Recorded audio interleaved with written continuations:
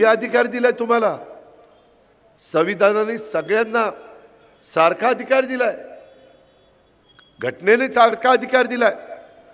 उजवं डावं केलं नाही.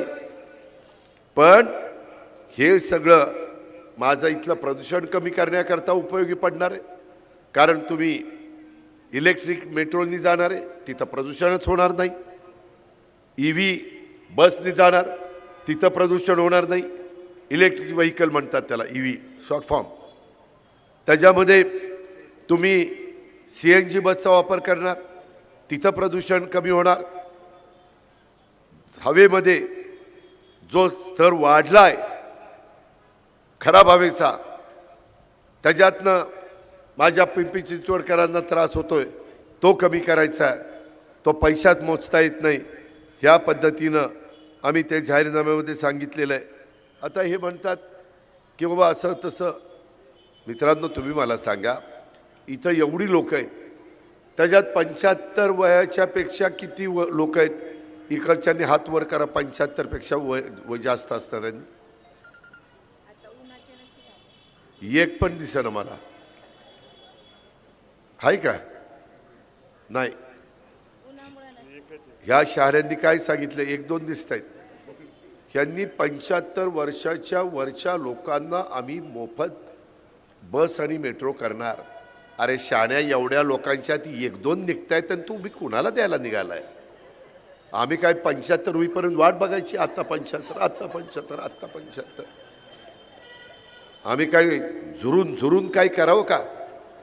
आम्ही काढलंय लाडक्या बहिणींनो, माझ्या बांधवांनो, जन्माला आलं की त्याला फुकट. ते स्वतः जाणारच नाही, ती लेकरू त्याची आई घेऊन जाईल, त्याची आजी घेऊन जाईल, त्याच्या घरातले नातेवाईक घेऊन जातील.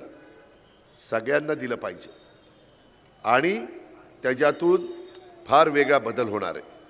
मी शब्दाचा पक्का आहे. हा अजितदादाचा वाद आहे, असा तसा वादा नाही आहे. अख्ख्या महाराष्ट्राला माहिती आहे.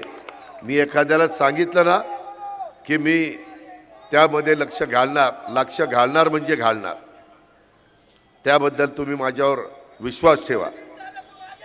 आगे बढ़तोय, परंतु तू मागे ये आणि घड्याला मत देणाऱ्यांना मागं आण.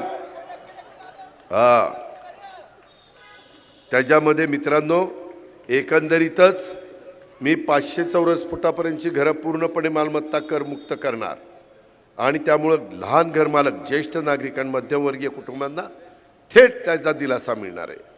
आता गरीब विद्यार्थिनींना डेटा प्लानसह मोफत टॅब असतं, ते आम्ही देणार आहे.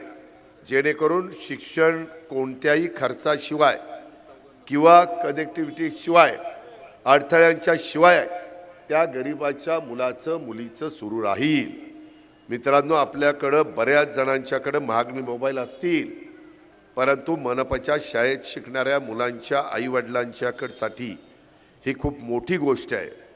माझा रिक्षावाला भाऊ, माझी घरकाम करणारी लाडकी बहीण, त्यांना त्यांच्या मुलांच्यासाठी टॅब विकत घेणं शक्य नाही आहे, याची मला जाणीव आहे. आजकाल 90% शिक्षण ऑनलाईनवर झालं आहे.